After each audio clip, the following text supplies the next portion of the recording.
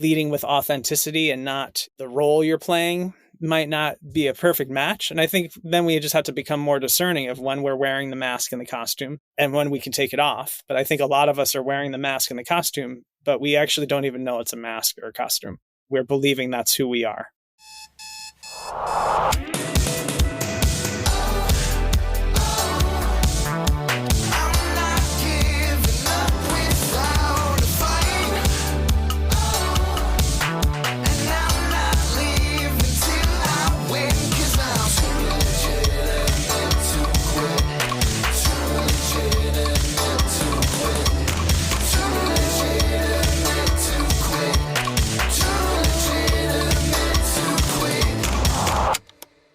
Welcome to Too Legitimate to Quit. Instantly actionable small business strategies with a pop culture spin.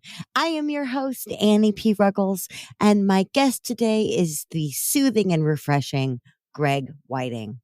Greg Wieting is a healer who helps leaders and entrepreneurs heal the anxiety, depression, chronic pain, and trauma they can't think or talk their way out of. He's the founder of Prisma, a framework overlaying trauma, neuroscience, and energy medicine with somatic and mindfulness-based practices. He developed this while healing his own anxiety, depression, and chronic pain rooted in trauma. This included unraveling a severe spinal curvature and standing 3 inches taller today. Over the last 2 decades, Greg has helped thousands heal through his one-on-one practice and has certified hundreds of healthcare professionals in his methodology. His new online course and community now make healing practical and accessible to all. Greg, the sun is shining here in Chicago. I'm not sure. I didn't ask if it's shining in San Francisco, but it is shining here, and it's Friday, and eventually you and I are going to talk about Phish. What could be better except the opportunity to ask you the question, what do small business owners need to focus on this week? I will always default to slow down. Just slow down and just catch your breath. Ugh. I can't even subscribe to the whole idea of hustle culture and just getting wrapped up our identity around what we do, just having some fun, living your life. I always get so gloriously, delightfully pissed off when the words that come out of the beautiful mouths on this show say things that I need to hear as things that to focus on this week. I don't know. I don't know if it's my ego. I don't know if I'm a raging narcissist or what. But anytime somebody's like, oh, you need to insert extremely profound thing that I know I need to focus on, but I'm not doing here, or just totally blow my mind on my own podcast, I'm like, damn it. I'm glad we're talking about this, Greg. I gotta be totally honest. I am sick as crap this week.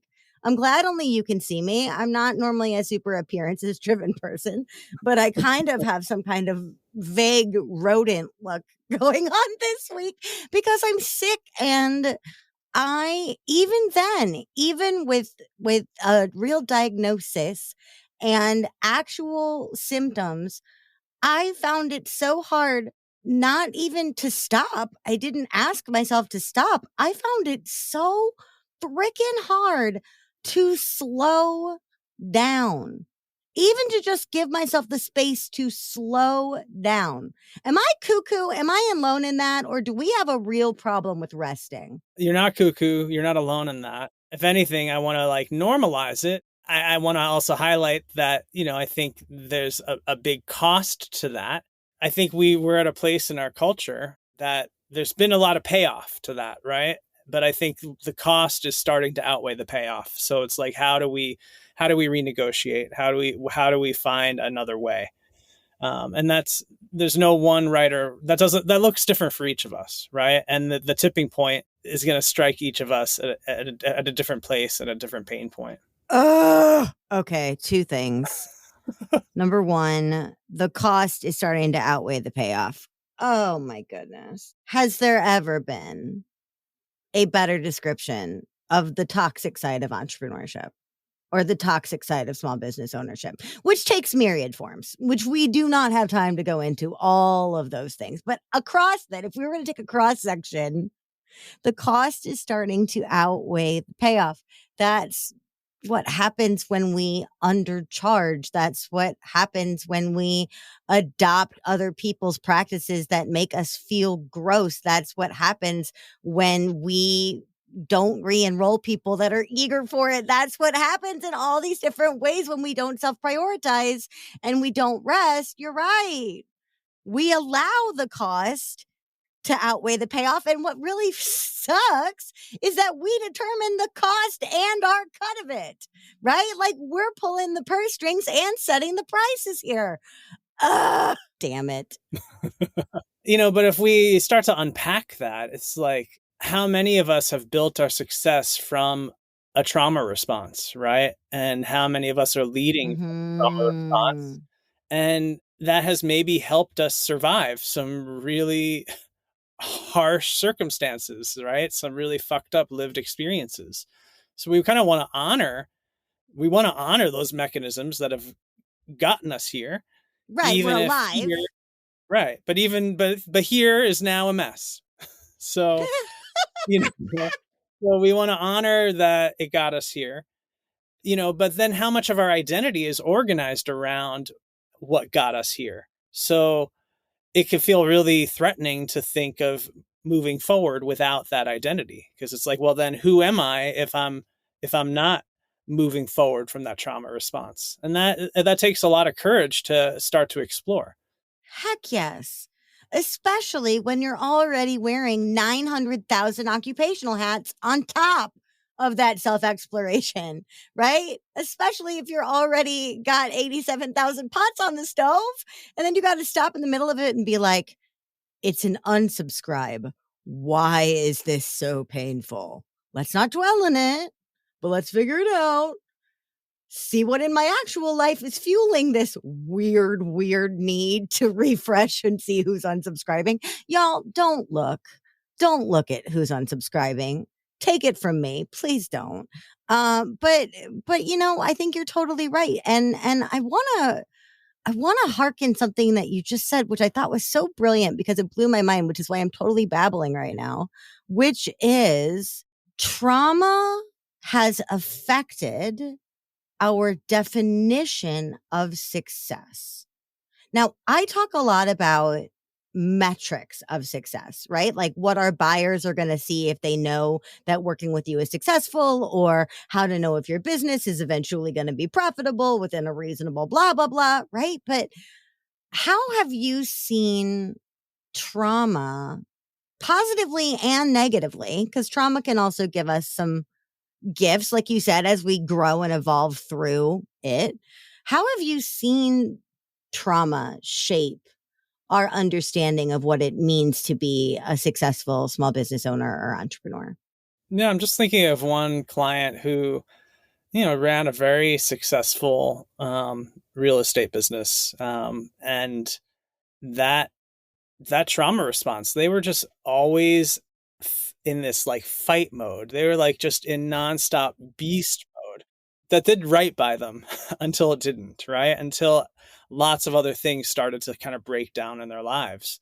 But there was just such a terror to like, well, but if I stop this mode of being, if I stop this drive, like I'm not going to be able to keep up. Yes. A lot of healing is like affording us a little space to maybe have a new experience that, our mind is telling us that experience will be the death of us. But then we have that experience and the repair comes when we realize, wait, that wasn't the death of me. And actually I didn't lose business. I didn't lose a sale, and I actually got more sleep. Right. Oh, and my relationship didn't fall apart. And, you know, so that's the repair, because, the lie of trauma tells us we can't unless we do this, this, this, and this. And I think the truth of healing is we can without all the things we think we have to do. There's just dropping into just more of a place of being. But how much of our work is us posturing? And all of this, it goes back to early development, right? We learned early on, and so much of this is pre-verbal, that we need to be something for someone else to get our needs met. So we have to perform We have to perform parts of ourselves or hide parts of ourselves to get our needs met to survive. And we've got to reach a point in our lives when we have to question if that's actually true. And, there may be certain industries and certain positions and roles where, yeah, leading with authenticity and not the role you're playing might not be a perfect match. And I think then we just have to become more discerning of when we're wearing the mask and the costume and when we can take it off. But I think a lot of us are wearing the mask and the costume, but we actually don't even know it's a mask or a costume. We're believing that's who we are. Well, and I'm an introvert. Just because it's authentic doesn't mean it's not exhausting. Like, this is real me, baby. Pre-chat episode in a Target, out to dinner. This is me. Normally, like I said, I try to look a little bit more put together, but pretty seamless experience. And it took a lot of therapy and self-awareness and work and Burning Man to get to this point, y'all. It took a lot of unfolding, and I still have work to do. But I hear sometimes this idea of like this mentality of it's like the new spin on, if you do what you love, you'll never work a day in your life. And it's like, if you just show up authentically, it'll just flow. And I'm like, yo, I have a pop culture small business podcast where I can say whatever the heck I want. How do I show up more authentically than that? This podcast is still work, though. So, Yeah. what do you think about this concept, this buzzword? Understandable, admirable, important, but from a mental health standpoint, what are the highs and lows of this concept, this phenomenon, this dedication we have to authenticity? Yeah, I think there's a lot of memes out there that are telling us that it's this end all be all. But, I think of just in the space of mental health, so much of the work is just to broaden our window of tolerance so we can navigate the challenges of life. And I think no matter how much of a flow state we're in, life is going to be challenging. And, we're still going to sometimes lose access to like our upper brain and default to kind of these survival, impulses. And I think the work is then how quickly can we recover and, the remembering. I think there's a dance of expansion and contraction. A dance of expansion and contraction. Number one sounds like a George R. Martin novel. Number two needs to be the title of your next book. Number three, that's just a damn good phrase. I had to interrupt you to just call that out. Please continue the gorgeousness. Well, and so I think a lot of these like calls to authenticity kind of romanticize just the embodiment of this expansive state, and then the identification to that, and then the attachment to that. And so I think there's a lot of like bypassing then of like, then, we should never have the contraction. And it's like, no, we need to build in an awareness of the expansion and the contraction. And like this ebb and flow. It's like we find flow by leaning into the ebb, not by leaning out. Right. And so it's like we can't resist what is. And part of what is going to be the friction that comes from showing up authentically. Right. Showing up authentically isn't like a magic bullet. And again, I was having a conversation with a colleague the other day, and I think there's going to be some times in our role of responsibility where we may need to lead more with responsibility than authenticity. And again, it's just not, it's registering that the role, the responsibility is not the truth of who we are. So as long as we're clear on that, we still may need to step into some responsibility. I think authenticity is how we navigate all of this inside ourselves. It's not necessarily what we wear on our sleeve. Are you a poet? Listen to you just dropping this poetry right and left. My goodness. How am I supposed to interview you when you keep blowing my mind? Unfair. I am really struck by this idea of responsibility. It's come up a lot in my life this year, to the point where I kind of got to recognize the pattern that I'm hearing about this a lot and yet not enough, right? Like, I'm hearing about this in circles that I trust. I hear about this from people I respect, but I'm not hearing about it on this wide scale. So, earlier this year, I was fortunate enough to take a certification in a program called Trauma of Money. put out by an amazing team led by Chantal Chapman out of Canada. And it's absolutely stunningly gorgeous. And it got real and it got deep. Like we were talking about it all. There were sessions about credit card repair right next to sessions about pricing and the challenges of that for descendants of slavery. Like it got intense and rightly so, but stuff was said. And the thing that came up, which I thought was really important when stuff got real, is they said, safe places are a nice dream, but you can't guarantee that. You can't promise that you're making a safe space because you cannot control every variable that would require. However, what you can do is take action to be a responsible space and to own and create a responsible space and to maintain and grow a responsible space and respond as a responsible space. And I just was so struck by that because I was one of these people out here in my membership. Oh, we're a safe place. We're a safe place for people of color. We're a safe place for trans people. We're a safe place, safe place. No, we're not. I try to be an ally. That doesn't mean I can promise you a safe space. Similarly, are you going to think what I'm giving you is authentic or not? I can at least be responsible in what I'm putting out on my platform. I can at least be intentional in that way. So all this rant to say, tell me more about this idea of emotional or mental responsibility and its importance for people that are thought leaders, new or emerging or established. Well, I think from especially what you just shared, I think it's about a feedback loop, right? And I pride myself on my capacity to, create and hold safe space. And yet that's through my lens and my definition, right? So unless I'm open to what that means for others and what others, what others are experiencing in that space, what that is then a co-creation, right? So I look at leadership as having the capacity to regulate the collective nervous system, but that's by really deeply navigating and understanding our own nervous system and then having the capacity to attune to what's happening in, the nervous system of those, that are also present. And how do you respond to that? Right. And again, it's another dance. I think there's no one way, right? That's a delicate experience.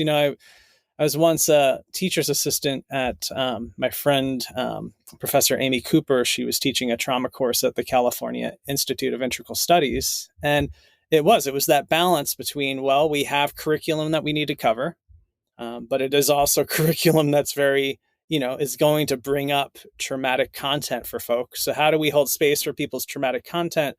And how do we also share the curriculum, and really we're here to share curriculum. We're going to do our best to hold space here.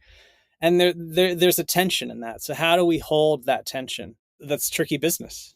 That's tricky business. Heck yes. But that, to your previous point, is part of slowing down, checking in with yourself, checking in with it all, allowing yourself the space to function properly at a bare minimum, right? Before proceeding, before making promises, before connecting people, before all of it. All right. So you have this idea about holding space for other people's trauma. And I think that is so unbelievably key. What I'm really moved to talk to you about right now really stems from my time as a brand copywriter and brand strategist for small business owners, service providers, lots of healers, especially healers. And I know you yourself identify as a healer. So let's get real about healers and something in the healing coaching space that scares me. And I'd love to get your take on it. One of the things that I see encouraged all the time are masochistic re-traumatizing about pages where I see people answer the call. We were talking about authenticity, right? We were talking about vulnerability and bravery a bit, right? But I see these healers who are so well-intentioned and so open-hearted and also still in the process of healing themselves in many / most cases. And I see them follow the information given to them and obey the assignment as I will tell you on my about page a laundry list of all the times in my life that I have been traumatized, all the details of those traumas that I'm able to impart to you, and boundaries be damned. And I see this all the time. And so one of the things that I'm doing, it's kind of interesting with corporate people, when I look at their about pages, I'm like, show me a little more. Show me a little more. It's okay. 10% more, 10% more. A healer brings me an about page and I'm like, babe, the internet is not your therapist. Whoa. Whoa, like I admire the vulnerability here. I admire the bravery here, but I've had people name their abusers by name with photos on an about page. So, whoa. Can we clarify the assignment of what it means to show up as a healer and own our story and find the joy or the value in our trauma after the fact without doing this? What the heck? Do you see these pages? Do you know what I'm talking about? Because this drives me bonkers and makes me sad simultaneously. Fortunately, I haven't seen pages to that extent. What comes to mind is I do think, and I could speak for myself. I work in this world because I've had to do a lot of my own work in this world. So I do share, I do share the wisdom that's come from my own hard lived experience. I think the more I have mined the gold from my unresolved trauma, the more I can really just transmit the gold and the wisdom on the other side without having to get into the details, right? Yes. That's what I always tell my clients. Your details are your own. What matters is the emotional specificity or the moral. Keep going, Greg. Yeah. And if I were to map my own journey, I'd say my copy now is more clear and concise than it's ever been. So, I think that's just different healers and healthcare providers just on their own journey, right? And hopefully that is a journey of refinement and not and continues to evolve. But I will say there's, with my work with one-on-one clients and students, I am very transparent with different parts of my lived experience, but it's very intentional and it's with consent. I have with clients that I've worked with long term, I'll say, hey, can I tell you a story that, I think will really help you see that where you're at right now, that I'm sensing you're feeling very isolated and alone and misunderstood. And as if, there's no one that's been through that. Can I share a story that can relay like, hey, like I've been there and now this is what I've gleaned from that. But again, that's always consent based, right? Yes. Even with clients who are like, no, every story you tell me is profoundly useful. You don't even have to ask for permission. I still ask for permission, right? Because the next moment they may be in a different headspace, right? And so it's always with a very clear intent. Yes. And the story then is very much about them. It's not about me at that point in time. See, but that right there is a gorgeous copywriting hack, right? Because I've also seen about pages with trigger warnings on them. And I'm like, y'all, would you feel the need to ask permission before disclosing something on your about page? And that permission extends to the reader and the other people affected by the details you share. And the other people by the details you share. That's there's brilliant. A time and a place, and sometimes there's not a time. Well, sometimes there's not a time. I mean, like I have been on so many freaking podcasts, and I will tell you straight up with brutal honesty about the times that I damn near voluntarily manslaughtered my business through various forms of overwork or neglect, largely self-neglect. I will tell you that. And I will be brutally honest about what the rock bottom floor of failure feels like, because I've been there, right? But I'm not telling you every single detail of what that struggle was like for me. And like you said, I'm teaching or sharing the lessons I learned during that. I'm sharing the emotions because emotions are what are resonant. I don't need to name my ex-lovers and their social security numbers for y'all to get to the point that I've seen some shit. Yeah. Like it, you know? 100%. And then on the flip, now things really get convoluted and messy. In that same job, in that same capacity where I was having to tell people, you do not need to name your abuser, you do not need to include photos of your abuser, you do not need to include court details about your abuser in your about page. My goodness.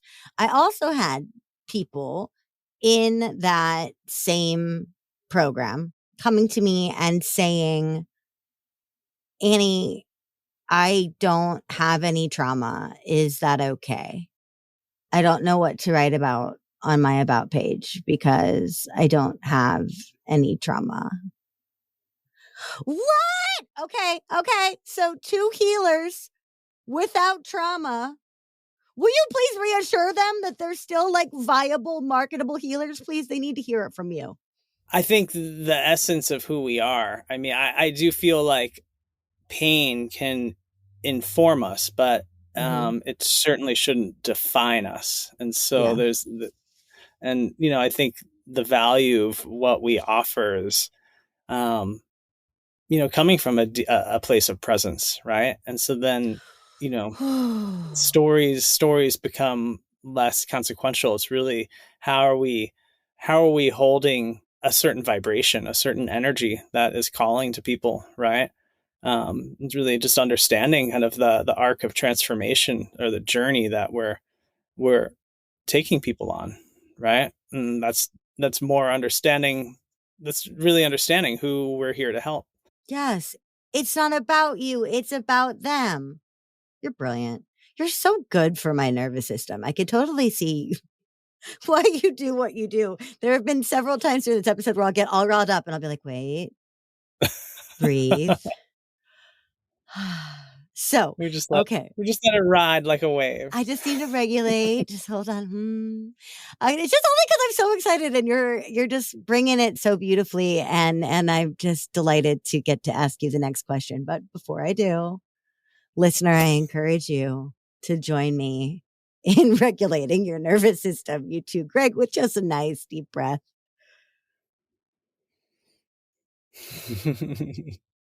Okay, that being done, oxygen being consumed. Greg, what the heck does any of this have to do with Phish? For me, Phish was an entry point for my healing. Before I knew I was on a healing path, before I knew I needed the support of healing, Phish was a salvation in terms of just the improvisational nature and the experimental nature. And because I look at healing as an improv and an experiment, and we're tapping into the unknown. We're broadening our capacity to live in uncertainty, right? And in doing so, we're kind of tapping into the eddies and currents of our depths and the parts of us that may be rather shallow, and the different textures that the parts of us that are shining bright, and the depths of our shadow and our darkness. And I just find improvisational music and Phish has just helped me tap into and explore so many different parts of myself that and that's so much of how I work is with energy medicine, which I feel like helps us tap into the subconscious and unconscious that we can't otherwise, think or talk our way through that content. It's more of a felt experience. It's more of an energetic experience. And so, yeah, when I was introduced to Phish just I guess it was my freshman year in college, along with so many of the healing practices then that I've later come to tap into, it's like I had found something I didn't even know I was looking for. And, the music became a vehicle for me to, start to inhabit and start to explore and get to know parts of myself that otherwise, weren't that readily available. That's just freaking gorgeous. I mean, personally, so full disclosure, I have not been to a Phish show. I have heard several live tapes. I have not been to a Phish show. But I love the way that you mentioned it as like a entry point for healing. Burning Man, which has been compared to Phish and Phish to Burning Man, was certainly that for me. And one thing that I've heard about friends who follow Phish that I can relate to is the feeling of having a really pure, whole, self-centric experience while understanding that you are surrounded by a community of people that are doing the same thing, right? So that feeling of having a moment of deep healing surrounded by people having a moment of deep healing, whether they acknowledge it as deep healing or not. And I think it's so interesting because isn't that what your brand can be for a healer? Can't it be a moment of declaration of healing for you and something that galvanizes people around you and empowers them to do the same? I just think that that's such a beautiful metaphor for what a healer's business can be. I love that. Yeah, I mean, because I feel that journey is so individual, so unique, so personal, and yet also so universal. And so, yeah, just like, when you're in, a community of, meditators, you start to create a vibrational field, right? And that field of awareness begets more awareness, right? And flow begets more flow. So, you kind of you become entrained in these rhythms, and in this consciousness that becomes a current that you can really work with. Flow begets more flow. What a gorgeous mantra you just said. Flow begets more flow. But it's true, Yeah. right? Because it's kind of interesting where I love the book Flow by Macaulay Csikszentmihalyi. I love that. I love the book. I love the concept. I love all of that. However, I don't know enough to know about, like how long lasting or transferable flow is. I haven't done enough research. Maybe but I think what you said before about improv and just allowing, even if you're in a collaboration or if you're solo, but just allowing things to happen. It's not completely free form. If they know that they're in this key, they're probably going to stay in that key or modulate to a key that works. They're not all playing in different time signatures. They have to make music together. They have to work within the constraints of each other, just like we have to work within the constraints of our industry. And yet, I feel after I've had or witnessed a peak flow experience, I do feel it easier to tap into that open, expansive space in myself for like weeks. Do you have that experience? Do you have this lingering flow? And how the heck do we explain that? Is it just inspiration? I'll go with that. I like that. I mean, well, for me, and I think there is something said about, why, in terms of my healing practices, why it's a practice, right? So I keep tending to that. I keep nourishing it, right? So then that kind of becomes more established as a baseline. Trauma has a certain vibrational pattern, right? And, I think then it orients the mind to the limitation of that pain, of that contraction, where healing orients our mind to kind of the vibration of possibility, which, I think, in terms of motivation and inspiration, we're often motivated to get away from pain, but we're more inspired to move towards, pleasure or to purpose, right? So I think that motivation is useful for the sprint, and I think inspiration is more useful for the marathon. For me, all of my practices, and again, I'd argue that seeing Phish and like other things that bring me joy, not just like a healing practice that I think so many people have such rigid seriousness around their healing practice. And, for me, like how much play is at the heart of my healing practices, right? So music and pleasure and naps and sex, like there's so much more than just energy medicine and mindfulness, right? It's like, what brings us to life, what Yeah. connects us to that, and then what helps sustain it, right? Yeah, we can ride that wave for only so long until we maybe need to charge it up some more. I feel like we could take over some government somewhere on a platform of just naps and sex. Like Phish, naps, and sex. Jam bands, naps, and sex. Somebody would pick up on it. Okay, it'd get real hippy dippy real fast, and maybe, hopefully, not a little borderline Manson-y, but we'd figure it out. We're hippies. It's what we do. Um, I really really love that and everything you said about really allowing the inspiration, allowing the motivation, not cutting it off. Okay, so you're at a Phish show or you're jamming out to a live tape. You are in the midst of like a 19-minute solo. How often does Phish jam on the minor key, or how often do they get dark? Do the shows stay pretty boppy and sunshiny, or do they go there?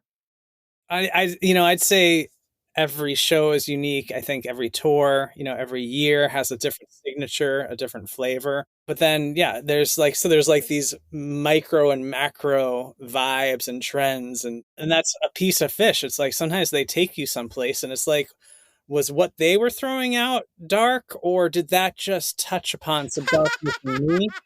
Right? But that's the Yes. beautiful thing about being in the Yes. collective too, because then you check in with your friends and you're like, whoa, like what just took place like in that Harry Hood and like set two, like, and then you start to get some feedback. It's like, oh yeah, that was dark, And so then it's like that's how many of us are tapping into that on the collective, but like on the, within our own lived experience.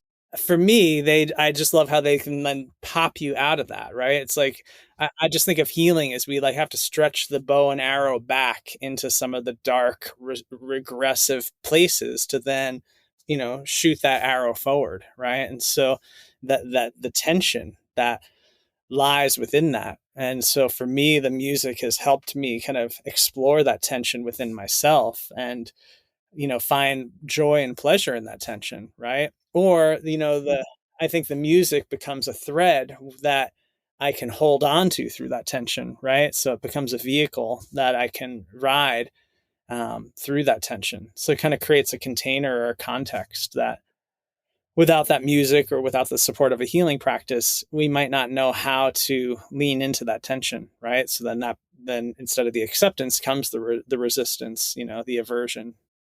You also just modeled such a strong and beautiful coaching or a coaching technique, especially for people that are healers that also identify as coaches, where you just said, that was really dark for me. Was that dark for you? Just opening up the floor to talk about your experience. Mm-hmm. Right. And that includes the stuff in the past, like we were talking about with trauma, but also the stuff we're living right now. Right. Wow. That got heavy. Checking in. Y'all okay? Let's take a breath. That was dark for me. Was that dark for you? I love that. All right. Opposite of dark. I got two more questions for you, and then I'm going to send you on your jam-packed Friday. My first question for you, supplemental clarification question first, just for my morbid curiosity of shaping this question only. Do you consume dairy products? Not often, but Okay. there was some feta in a salad I had last night. But yeah, Okay. usually I don't purchase dairy. But I'm never rigid about these things. Like then, if I'm on vacation and I want to Even have, right there, you're flowing it out. Look at this. I have no hard rules. I have certain things that are like my daily baselines. It's like yeah, like on average, I don't eat dairy. But you know what? So it's like never in my fridge unless maybe I'm having like friends over for a dinner, All and then right. I'll enjoy it.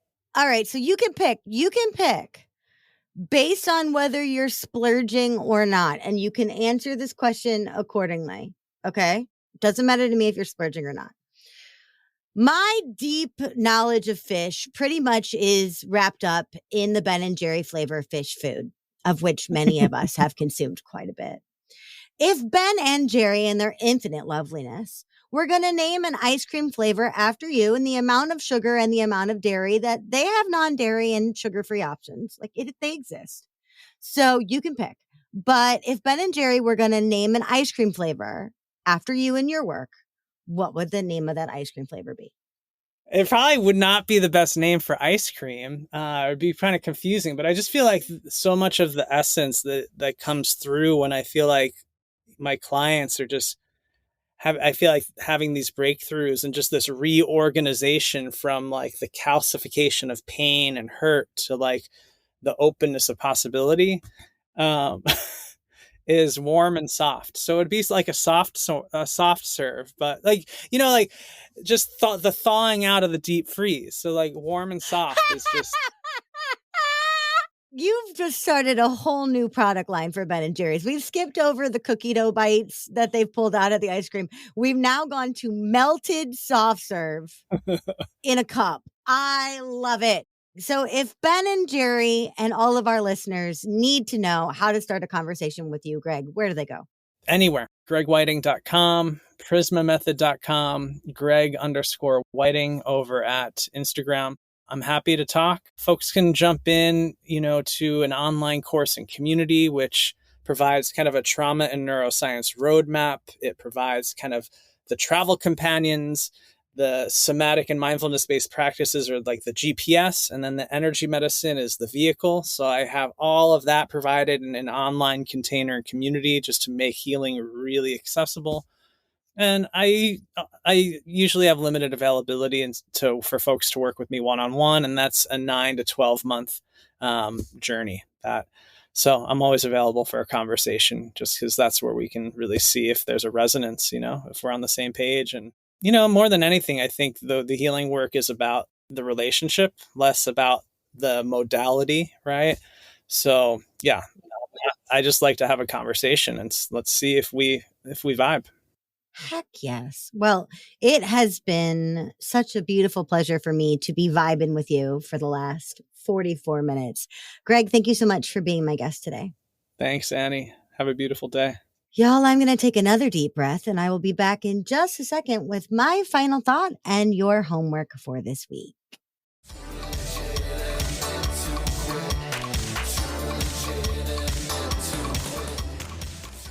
Well, hey there. In a great article for Thrillist titled Your Friend's Phish Obsession Explained, film critic, writer, and diehard Phish fan Jordan Hoffman explains, if all you listen to is commercial radio, you've never heard a Phish song. Isn't that a remarkable idea? This band with so much name recognition, that their greatest triumphs, the things that people literally devote their entire lives to, happen offline in the real world. They're meant to be experienced and held in the heart for years to come, but repeatable? No. You simply had to be there. Now, although we still need to be careful about COVID and monkeypox and all that other stuff, for heaven's sake, I'm feeling so compelled to make some magic in the real world this week, or in the very least on a platform other than Facebook, email, or Zoom. Events take time to plan, collaborations take time to form, but so much magic can come out of a simple one person to one person interaction. Your homework this week is to have a conversation with another human being. Peer, pal, or mentor, it's entirely up to you, but like not your toddler, okay? That's cute, but not really constructive. But the twist is you are going to improvise Phish style around one of your favorite talking points. You get to say exactly one sentence and only one sentence that you have ever said before, and then allow yourself to form all new thoughts around that central pillar. It does not have to be poetic. You will be dazzled by the brilliance that just falls out of your mouth when you let yourself go in to a blissful, ranty flow. Seriously, 90% of my clients' books have been named this way. It just falls out of you. What you say also doesn't need to dazzle or appeal to the masses, commercial radio style. Remember, this is Phish. Find a genuine way to make one point to one person. And then, for heaven's sake, step back, take a deep breath, and listen truly and fully to their response.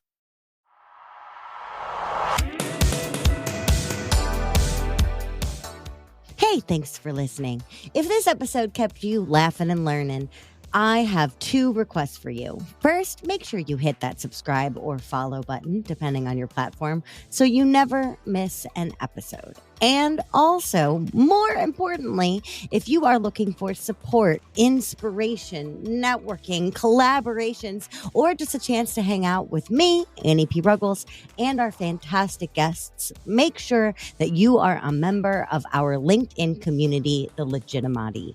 It is a weird and wonderful place. I can't even believe it's on LinkedIn, and we want you there. You'll find the link in the show notes. Big shout out, as always, to the fabulous dudes who helped me make this show. My producer and editor, Andrew Sims of Hypable Impact. My theme composer, Riley Horbasio. And my show art creator, Francois Vigneault. See you next time.